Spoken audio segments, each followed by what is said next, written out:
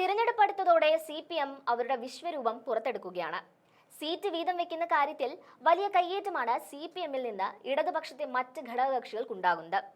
Sitting സീറ്റുകൾ പോലും ഘടകകക്ഷിക്ക് നൽകിയെന്നതിന്റെ പേരിൽ UDF-ൽ പരിഭവങ്ങൾ ഏറുമ്പോഴാണ് സിറ്റിംഗ് സീറ്റുകൾ പോലും ലഭിക്കുമോ എന്ന ആശങ്കയിൽ ഇടതുമുന്നണിയിലെ ഘടകകക്ഷികൾ നിൽക്കുന്നത്. 10ഓളം പാർട്ടികൾ ചേരുന്നതാണ് ഇപ്പോഴത്തെ ഇടതുമുന്നണി. ഇതിൽ പ്രധാനപ്പെട്ട 4 കക്ഷികൾ ഒഴികെ മറ്റുള്ളതെല്ലാം 1-2 സീറ്റുകൾ മാത്രം നിയമസഭയിൽ ഉള്ളവയാണ്. ചില പോക്കറ്റുകളിൽ മാത്രമാണ് അവർക്ക് പ്രാതിനിധ്യം പോലുമുള്ളത്. ഇവയിൽ പലതും CPM-ന്റെ വോട്ടുകൾ കൊണ്ടാണ് തെരഞ്ഞെടുപ്പുകളെല്ലാം ജയിക്കുന്നതും എന്നതാണ് വാസ്തവം. അത് പ്രാദേശിക തലത്തിൽ CPM-ന്റെ ഘടകങ്ങളിൽ കടുത്ത അതൃപ്തി പലപ്പോഴും ഉണ്ടാക്കാറുണ്ട്. മാത്രമല്ല, ഇത്തരത്തിൽ ചെറിയ ഘടകകക്ഷികൾ മത്സരിക്കുന്നത് കൊണ്ട് പാർട്ടി അനുഭാവികളിൽ ഒരു വിഭാഗം വോട്ട് ചെയ്യാൻ പോലും തയ്യാറാകാത്ത സാഹചര്യവും ഉണ്ടാകുന്നുണ്ട് എന്ന വിലയിരുത്തൽ ഇടതുപക്ഷത്തെ വല്യേട്ടനായ CPM-നുണ്ട്. അതുകൊണ്ട് ഇക്കുറി ജില്ലാതലങ്ങളിൽ നടക്കുന്ന സീറ്റ് ചർച്ചകളിൽ കടുത്ത സമീപനം സ്വീകരിക്കാനാണ് തീരുമാനമെടുത്തിരിക്കുന്നത്.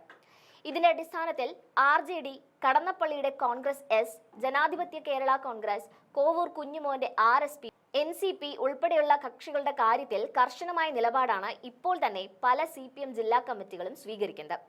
ഇപ്പോൾ തുടങ്ങി വെച്ചിരിക്കുന്ന സീറ്റ് ചർച്ചകളിൽ അല്പമെങ്കിലും പരിഗണന കിട്ടുന്നത് CPI, Kerala Congress M, Janata Dal S എന്നിവർക്ക് മാത്രമാണ്. ഈ 4 കക്ഷികൾക്ക് അർഹമായ പ്രാതിനിധ്യം നൽകിക്കൊണ്ട് സീറ്റുകൾ പരസ്പരം പങ്കിട്ടെടുക്കാനാണ് തീരുമാനം. ഒറ്റ അംഗമുള്ളൂവെങ്കിലും കേരള കോൺഗ്രസ് Bക്കും ഈ പരിഗണന കിട്ടും. ഗണേഷ് കുമാറിന്റെ NSSമായുള്ള അടുപ്പവും കൊല്ലം ജില്ലയിലെങ്കിലും ഉള്ള സ്വാധീനവും കണക്കിലെടുത്ത് അവരുടെ സീറ്റുകളിൽ കടുംവിട്ട് ഉണ്ടാകുകയുമില്ല.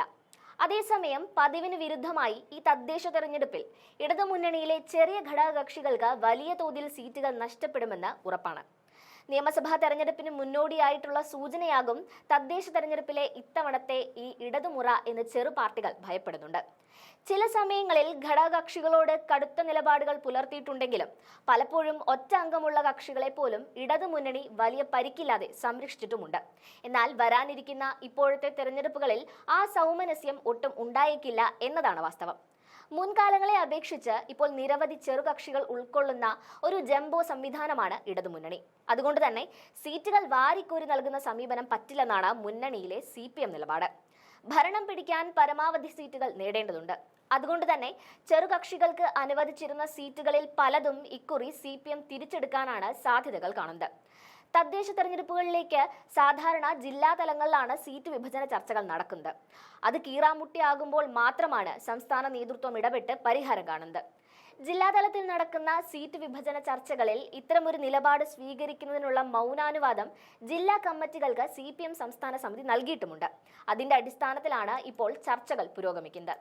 പാർട്ടികളുടെ ബാഹുല്യം രണ്ടാം പിണറായി സർക്കാർ അധികാരത്തിൽ വന്നപ്പോൾ മുതൽ തന്നെ ഇടതുമുന്നണിക്ക് തലവേദനയായിരുന്നു. അതുകൊണ്ട് തന്നെ മന്ത്രിസ്ഥാനങ്ങൾ വീതം വെക്കുന്ന വേളയിൽ തന്നെ സമാന സ്വഭാവമുള്ള ഏകാംഗ പാർട്ടികളോട് ലയിച്ച് ഒന്നാകാൻ CPM നിർദ്ദേശിച്ചതുമാണ്.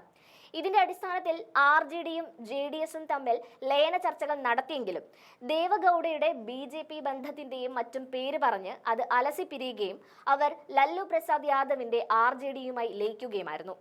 ഓരോ അംഗങ്ങൾ മാത്രമുള്ള 2 കേരള കോൺഗ്രസുകളുമുണ്ട്. അവരോടും മാണി ഗ്രൂപ്പുമായും ലയിക്കാൻ പറഞ്ഞിരുന്നുവെങ്കിലും അതിലും തീരുമാനമുണ്ടായിട്ടില്ല. വരുന്ന നിയമസഭാ തെരഞ്ഞെടുപ്പിൽ ചെറുകക്ഷികളുടേതായി MLA-മാര് 5 പേർ ഇടതുമുന്നണിയിലുണ്ട്. അവരിൽ ചിലർ മന്ത്രിക്കുപ്പായത്തിൽ വിലസുന്നുമുണ്ട്. ഇവരുടെ തൊപ്പി തെറിക്കാനുള്ള സാധ്യതകളാണ് ഇപ്പോൾ കാണുന്നത്.